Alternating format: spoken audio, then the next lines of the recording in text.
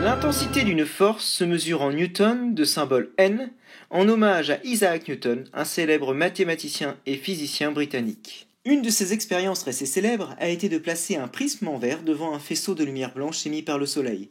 Il a alors observé à la sortie du prisme une multitude de lumières colorées. Newton comprendra que la lumière blanche est en réalité composée d'une multitude de lumières colorées.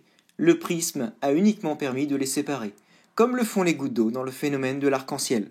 Voici un disque dit de Newton constitué de plusieurs secteurs colorés. En tournant rapidement, l'œil ne perçoit plus les couleurs qui se superposent, et on a l'impression de voir du blanc.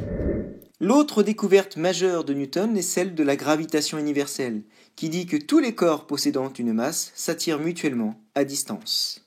L'une des conséquences est alors ce magnifique ballet des planètes tournant autour du Soleil.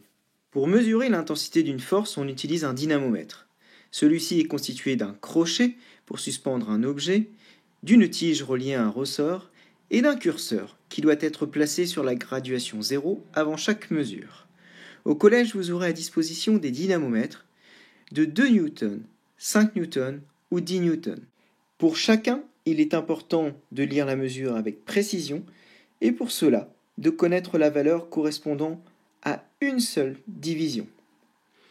Alors, on repère d'abord la valeur correspondant à 10 divisions. Ici, 10 divisions va correspondre à 0,2 newton. Donc une seule division correspondra à 0,02 newton. On divise donc par 10. Il faut de nouveau suivre la même démarche pour le dynamomètre de 5 newtons. On repère donc ici la valeur correspondante à 10 divisions.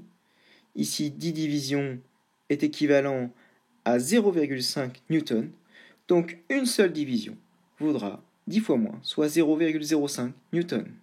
Pour le dynamomètre de 10 newtons, enfin, 10 divisions va correspondre à 1 newton ici. Donc une seule division vaudra de nouveau 10 fois moins, soit 0,1 newton.